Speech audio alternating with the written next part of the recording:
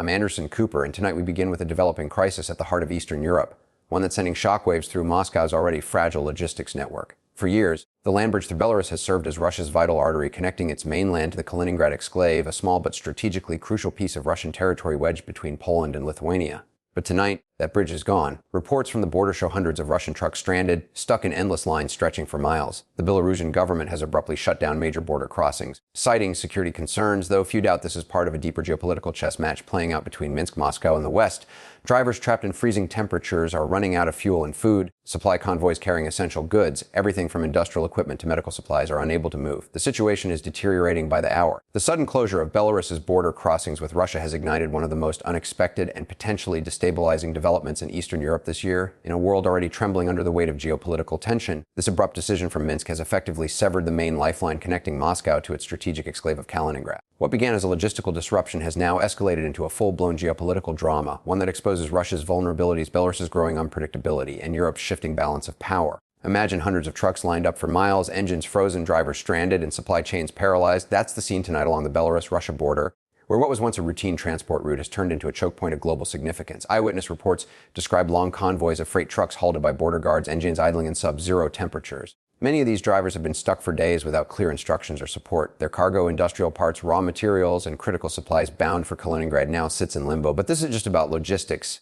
It's about leverage. Belarus's decision to close the crossings was sudden, unannounced, and executed with surgical precision, a move that's sending a powerful message to Moscow and to the world. For decades, Russia relied on this land bridge as a vital artery to keep its isolated region of Kaliningrad alive. Kaliningrad, a relic of World War II geopolitics, is home to Russia's Baltic Fleet, nuclear-capable missiles, and one of its most heavily militarized zones. Without land access through Belarus or Lithuania, the region becomes a fortress without a supply line, a strategic asset that's turning into a logistical liability. The closure doesn't just complicate trade, it cuts into Russia's strategic muscle. Every day the border remains sealed, Moscow's logistical pressure intensifies, its credibility weakens, and the cracks in its regional dominance widen. What makes this moment even more striking is the silence from Minsk. Official statements from the Belarusian government have been vague, citing technical and security reasons, but analysts aren't buying it. Behind the rhetoric lies a calculated power play. Belarusian President Alexander Lukashenko, long seen as one of Vladimir Putin's closest allies, may now be signaling a shift, a quiet rebellion masked as bureaucratic inconvenience. By closing the crossings, he's reminding Moscow that Belarus's loyalty has limits and that in a region defined by power and pressure, geography itself can become a weapon. Inside Moscow, the reaction has been one of visible frustration.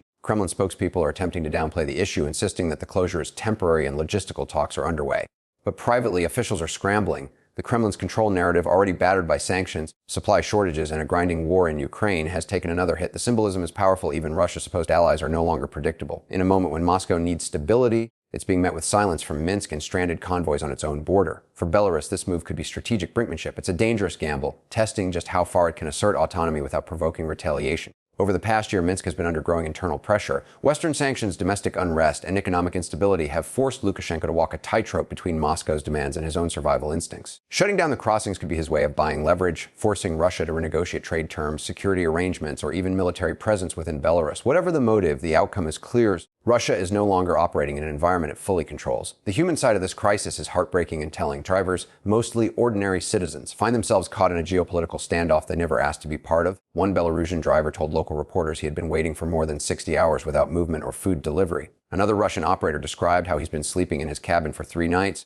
uncertain if he'll be allowed to turn back or cross forward. For these people, the border isn't an abstract line on a map. It's the barrier between stability and survival. Their suffering is the human echo of political decisions made far above their heads. The economic fallout is already rippling across the region. Kaliningrad's markets are seeing immediate shortages, fuel prices are rising, and industries reliant on cross-border trade are bracing for severe disruption. European intelligence officials say the blockade could trigger a secondary wave of smuggling and black market activity as desperate traders seek alternative routes through the Baltic states or the sea. And if this closure persists, Russia may be forced to rely entirely on maritime supply lines, routes that are longer, more expensive, and closely monitored by NATO. That alone shifts the strategic calculus in the region dramatically. Internationally, this move has drawn sharp attention from both Western and Eastern observers. In Washington and Brussels, analysts see Belarus's action as a potential turning point, a sign that Moscow's grip on its neighbors is slipping. In Kiev, officials quietly welcome the disruption, interpreting it as another crack in the Kremlin's armor. And in the Baltic capitals of Vilnius and Warsaw, leaders are reinforcing their own borders, wary that any escalation could spill over. The domino effect is already in motion. What makes this border crisis so compelling is not just the trucks or the trade or the immediate chaos. It's what it represents, the unraveling of an illusion. For years, Russia projected an image of control over its allies, its supply routes, its sphere of influence.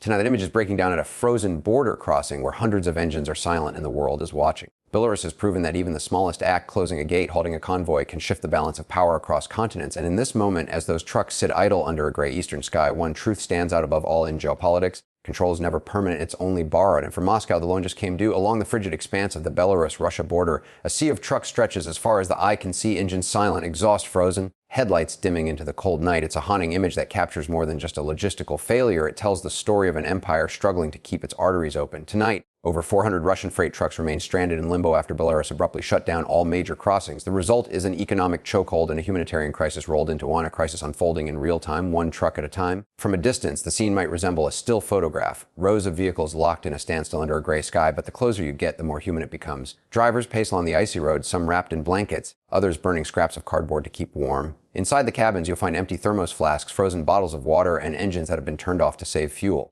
Many of these men and women have been stranded for days without food deliveries, proper shelter, or even communication with their families. What was supposed to be a 12-hour route has turned into an ordeal with no clear end in sight. But this isn't just about transportation delays or supply bottlenecks. This is a crisis that strikes at the core of Russia's economic stability and political image. Every one of those halted trucks represents a missed delivery, a broken contract, a delayed payment. And in a nation already under crippling sanctions, those missed moments carry weight. Kaliningrad, the intended destination for most of these shipments, depends on a constant flow of goods from Russia's mainland machinery, medical equipment, building materials, and food supplies. Now, that artery's blood every passing hour amplifies the financial damage, the frustration, the sense of helplessness radiating from that frozen border zone. The drivers have become unintended witnesses to a geopolitical standoff that they neither understand nor control. Many of them were caught off guard, learning about the closure only when border guards raised the barriers and ordered them to stop. Since then, there's been no clear guidance, no explanation, just silence and uncertainty. In interviews, several truckers have expressed disbelief that such a shutdown could happen between two allied nations. "We used to cross here every week," one driver said, shivering under a blanket. "Now, it feels like we're trapped between two countries that suddenly forgot they were friends." That sense of betrayal is not just emotional, it's symbolic. The blockade of Russian trucks by Belarus marks a fracture in a relationship that, until recently, appeared unshakable. Belarus was Russia's closest partner, its economic and political satellite in Eastern Europe. For Minsk to stop Russian convoys in their tracks sends a message that resonates far beyond the border. It's not just a logistical disruption, it's a diplomatic earthquake. And for the men and women stranded there, it's a surreal reminder that even long-standing alliances can collapse without warning. Local authorities have struggled to respond. Makeshift camps have been set up near some crossing points, offering limited assistance, mostly bread, tea, and diesel fuel. Volunteers from nearby towns are bringing supplies when they can, but the scale of the situation dwarfs any grassroots effort. Satellite imagery shared by independent monitors shows lines of vehicles stretching for kilometers on both sides, forming a metallic ribbon of desperation across the snow. Temperatures have dropped below freezing at night, and several drivers have reported minor health issues: frostbite, dehydration, respiratory problems. For many, the worst part is not the cold, but the waiting for information, waiting for a signal to move, waiting for a sign that someone somewhere is paying attention. Inside Moscow, frustration is growing. The Kremlin has issued statements accusing Western powers of provoking instability and hinted at back-channel talks with Belarus to resolve the issue. But the reality on the ground tells a different story. There are no signs of movement, no progress, no official word on when the blockade might end. And each passing day erodes confidence, not just in Belarus's reliability, but in Russia's ability to maintain control over its own logistical lifelines. The political cost is mounting alongside the human one. Economically, the ripple effects are already spreading. Factories in Kaliningrad are reporting delays in production due to missing components. Supermarkets are experiencing shortages of imported goods. Fuel supplies are tightening. Analysts warn that if the standoff continues, the enclave could face serious disruptions within weeks. The stranded trucks are just the visible tip of a much larger problem, an entire network of trade, production, and supply that's now unraveling at the edges. Western observers are watching closely, interpreting the chaos as both a tactical opportunity and a cautionary tale. European markets have already reacted to the news, with Baltic logistics companies seeing a surge in demand for alternative shipping routes. Meanwhile, NATO surveillance in the region has increased, with military analysts noting that the same routes used for commercial cargo also serve as strategic corridors in wartime. In other words, what's happening on that icy road isn't just an economic issue, it's a matter of strategic importance. Every mobilized truck, every stalled delivery adds another layer to the growing sense that Russia's infrastructure, once feared for its efficiency and reach, is now buckling under political and geographic pressure. And yet, amid the cold and chaos, there's something deeply revealing about this moment. It strips away the rhetoric of power and politics, leaving behind a simple, raw truth: when nations clash, it's the ordinary people who pay the price. The truckers didn't start this crisis, but they're living it hour by hour, mile by mile. Their suffering is a mirror reflecting the fragility of a system built on dependence and control. What's unfolding on that border is more than just a traffic jam. It's a portrait of geopolitical fatigue. The engines may be silent, but the message is deafening.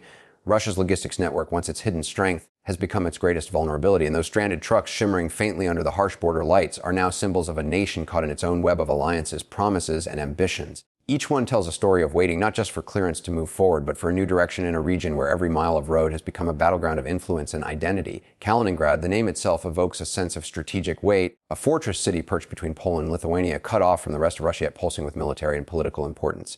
For decades, this tiny exclave has served as Moscow's eyes and ears on the Baltic Sea, a forward outpost bristling with weaponry and symbolism. But tonight, that outpost stands isolated. The land bridge connecting it to the Russian mainland has vanished, choked off by the sudden closure of Belarus's border crossings and Lithuania's earlier transit restrictions. Kaliningrad, once a vital artery in Russia's logistical and military network, is now surrounded its isolation more complete than at any time since the end of the Cold War. To understand the gravity of this moment, you have to picture a region of just over 1 million people wedged between NATO member states, suddenly cut off from its own capital by hundreds of miles of political hostility. Trucks that once rolled freely through Belarus and Lithuania are now halted. Cargo ships bound for Kaliningrad's ports are facing scrutiny, delays, and naval surveillance from Western forces. Supplies that should have arrived days ago are stranded across borders. The sense of isolation isn't just physical, it's psychological, strategic, and deeply symbolic. For Moscow, Kaliningrad has always been more than a piece of land. It's a statement of presence, a reminder that Russia's reach extends deep into Europe. It houses advanced missile systems, radar installations, and one of the densest concentrations of Russian troops outside the mainland. The city's ports are key to Russia's naval dominance in the Baltic Sea, serving as both a deterrent and a warning to NATO. But without a functioning land corridor, that dominance is under threat. Every tank that needs fuel, every missile battery that requires parts, every soldier who depends on steady resupply now relies on a supply chain that has been severed. The closure of the Belarusian border crossings was the final blow in a chain of disruptions that had already weakened Kaliningrad's lifelines. Lithuania, under European Union guidance, had earlier imposed restrictions on sanctioned goods transiting through its territory. Those sanctions, while aimed at pressuring Moscow economically, created logistical nightmares for Russian transport companies. To compensate, Moscow shifted much of its overland trade through Belarus. But with Minsk now sealing its own crossings, that detour has collapsed. What remains is a narrow maritime route across the Baltic Sea, a route fraught with risk, cost, and vulnerability. Russian officials are trying to downplay the crisis, insisting that shipping lanes will compensate for the loss of land routes. But privately, analysts within Moscow's economic circles acknowledge the immense strain this isolation will create. Transporting goods by sea requires not only additional fuel and insurance, but also exposes Russia to Western oversight. NATO's maritime patrols are already tightening around the Baltic, monitoring every vessel with heightened scrutiny. The Kremlin knows it's operating in a zone where even minor incidents could escalate into international confrontations. For the people of Kaliningrad, this sudden isolation has translated into anxiety and scarcity. Supermarkets have begun rationing certain imported goods, and small businesses dependent on mainland supplies are reporting severe disruptions. Fuel shipments have slowed, pushing prices up. Even medical supply chains have been hit. Residents who once felt comfortably distant from the front lines of the Ukraine conflict are now realizing that geopolitical tension can arrive not with an explosion, but with silence, with empty shelves, with roads that suddenly lead nowhere. The psychological impact on the region is profound. Kaliningraders, many of whom have cultural and economic ties to both Russia and the European Union, are once again caught between two worlds. In conversations with local journalists, some describe feeling abandoned by Moscow, others fear being drawn into confrontation as tensions rise.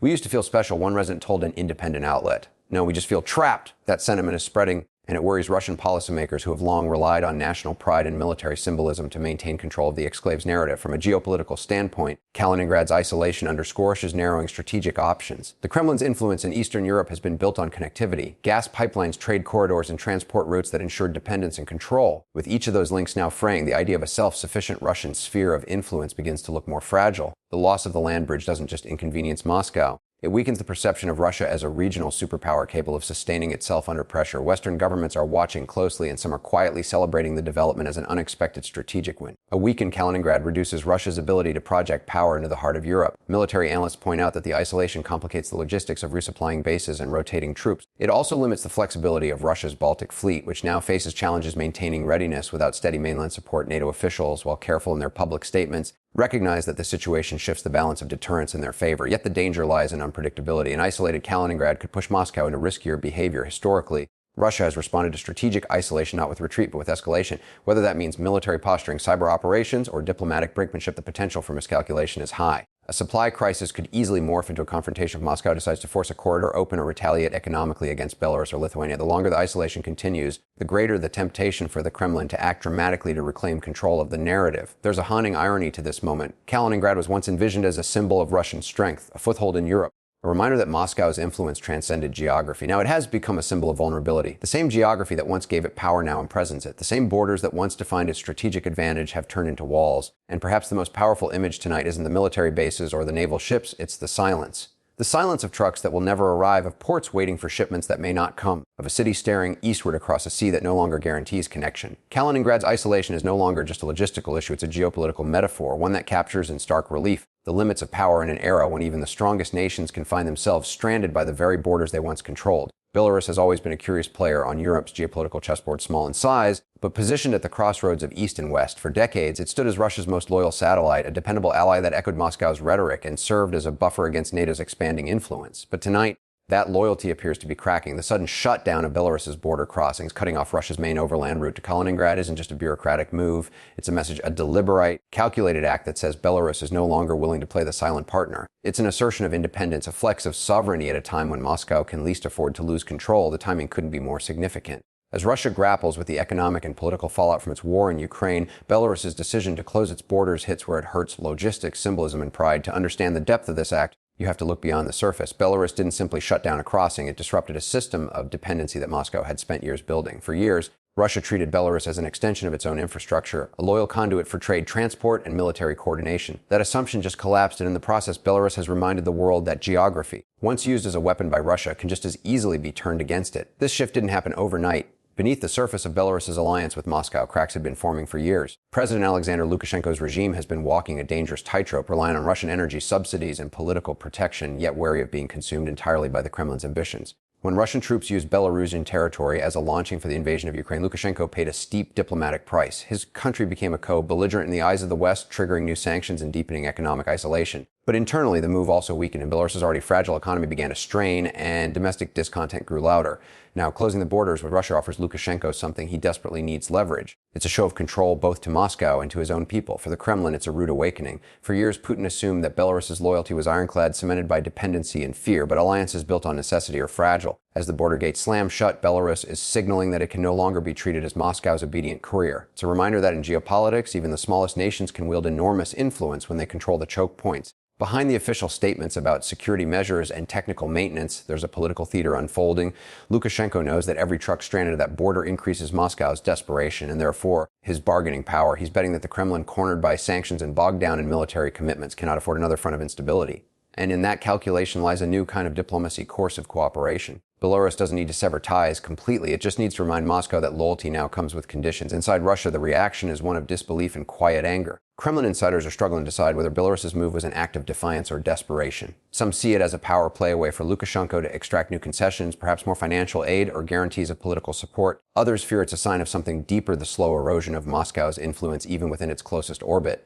Either way, the narrative of Russia's regional dominance has taken another hit. A country once described as Russia's last true ally has just drawn a line, literally and figuratively, on the map. International observers are watching this rift with fascination. Western analysts view it as the most tangible evidence yet that the post-Soviet alliance system is unraveling. For years, Belarus's obedience was seen as proof of Moscow's enduring control over its neighbors. But this act of defiance flips that assumption on its head. It suggests that Russia's power is not expanding but contracting, that its influence, once sprawling across the region, is now being contested from within. In Washington, Brussels, and Warsaw, policymakers are quietly noting the opportunity this presents: the chance to court Minsk, to peel it further away from Moscow's shadow, or at least to deepen the wedge that's already forming. Yet for Belarus, this is a dangerous game. Lukashenko knows that testing the Kremlin's patience can be risky. Moscow's history with disobedient allies is not one of tolerance, but the Belarusian leader is betting that Putin, married an international crisis and facing domestic fatigue, cannot afford to retaliate too harshly. By shutting the crossings, Belarus has forced Russia to the negotiating table without firing a shot. It's a move that walks the line between rebellion and survival, defiance and diplomacy. What makes this moment so remarkable is how quickly the power dynamic has shifted. Just a few years ago, Belarus was pleading for Russian loans and energy discounts. Today, it's dictating the terms of a vital trade route. It's a reminder that in politics, power isn't always about size, it's about timing and leverage. And right now, Minsk holds both. On the ground, the closure has paralyzed transport, stranded truckers, and disrupted trade. But in the grander scheme, it has done something far more impactful. It has redrawn the map of influence. Russia, once the unchallenged center of gravity in its region, is now discovering the limits of its pull. Belarus's decision exposes a fundamental truth about alliances built on coercion. They last only as long as fear outweighs ambition. The moment that balance shifts, loyalty becomes negotiation and friendship turns into strategy. As night falls along the frozen border, the silence between Minsk and Moscow feels heavier than any spoken words. Each hour that passes without resolution deepens the sense that something irreversible has begun. Belarus, the small nation long trapped in Russia's shadow, has stepped into the light, carefully, cautiously, but unmistakably. And whether this moment ends in reconciliation or rupture, one thing is certain: Moscow is learning, perhaps for the first time in decades, what it feels like when one of its own satellites decides to orbit a little farther away. Inside the walls of the Kremlin, the mood is turning from frustration to quiet alarm.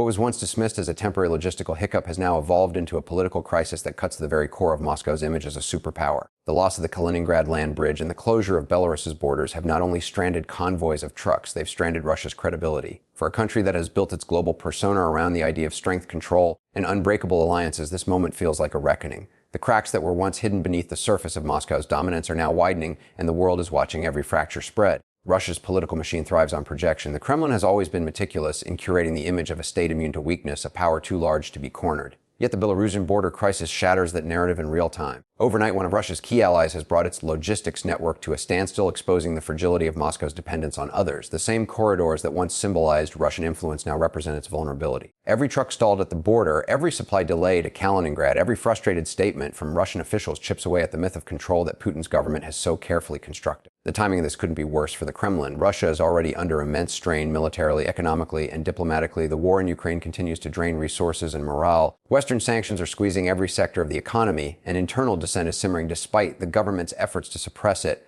In this environment, the Belarus border closure isn't just an inconvenience, it's an embarrassment. It reveals that even among its closest allies, Moscow no longer commands unquestioned obedience. For Putin, who has built his authority on the premise of restoring Russian greatness, that realization carries profound political consequences. Inside Russian state media, the messaging has been cautious, even defensive. Newscasters speak vaguely about technical interruptions and temporary logistical adjustments, avoiding any admission that Belarus's decision represents a deliberate act of defiance. But viewers aren't blind. They see the satellite images, the reports, the lines of stranded trucks. The story is spreading across social media faster than the Kremlin can contain it. And while the government insists that shipments to Kaliningrad will continue by sea, even that assurance feels hollow. Russians are beginning to ask uncomfortable questions. If our allies are shutting their borders, what does that say about the strength of our alliances?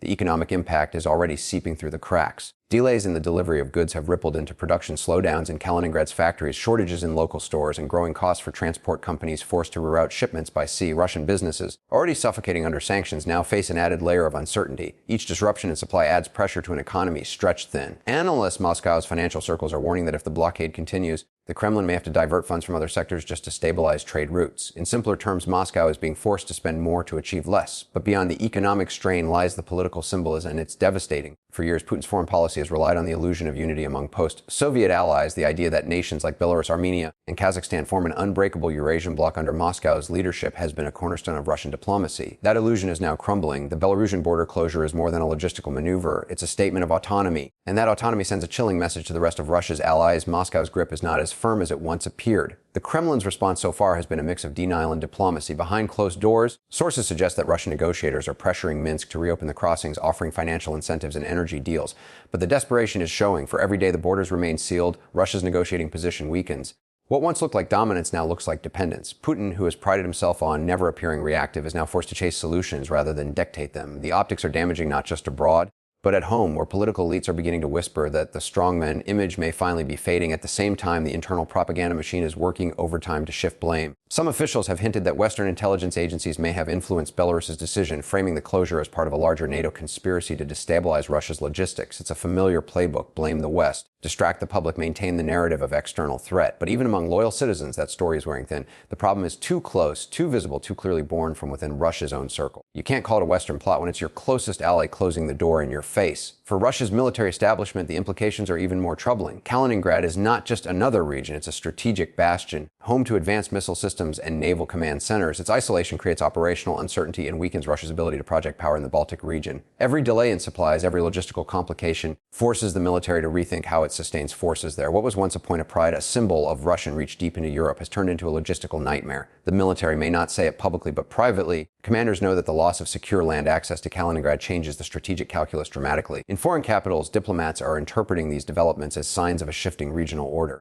The aura of inevitability that once surrounded Moscow's influence is gone. Nations that once followed Russia's lead are quietly reassessing their loyalties, questioning whether alignment with Moscow still guarantees protection or merely invites instability. The Belarus crisis may seem like a local dispute over borders and trade routes, but its consequences ripple across the entire post-Soviet sphere, and in this ripple lies the deepest wound for Moscow perception. Power in the modern world is as much about image as it is about military or economic strength. The Kremlin has built its identity around the notion that Russia is a steady hand in a chaotic world, a nation immune to disorder.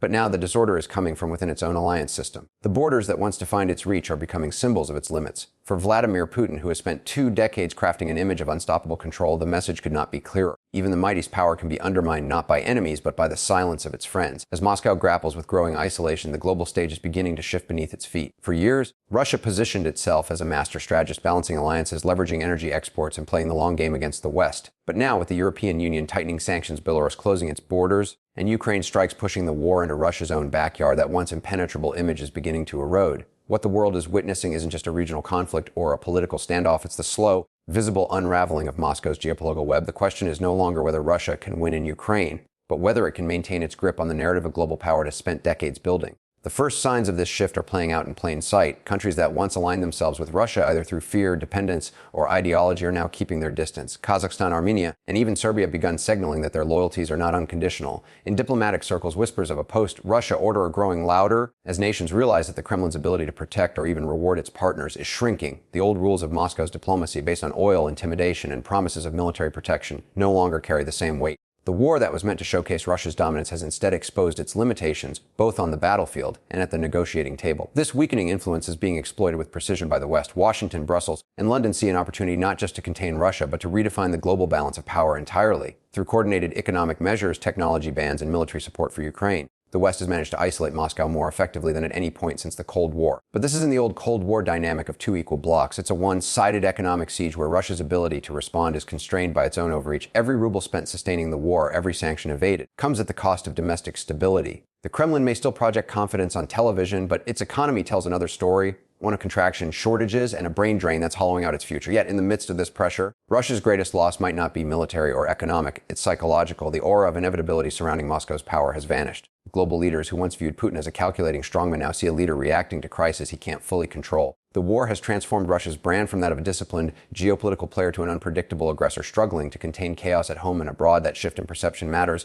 In international politics, power isn't just about armies or GDP, it's about how the world perceives your strength. And right now, perception is turning against the Kremlin. Even among its traditional allies outside the Western sphere, Moscow's standing is eroding. China, while publicly maintaining a veneer of partnership, has grown increasingly transactional, buying discounted Russian oil but refusing to commit to any formal alliance. India, another supposed partner, continues to walk a careful line, engaging with Russia only where it serves its own strategic interests. These nations see what others do, a Russia that once dictated terms now begging for relevance. The same country that once sought to divide the West is now being quietly isolated by its own supposed friends. And for Putin, who built his foreign policy on the illusion of unshakable partnerships, that quiet distancing may be the most humiliating blow of all. Meanwhile, at home, the narrative of Fortress Russia is beginning to show cracks.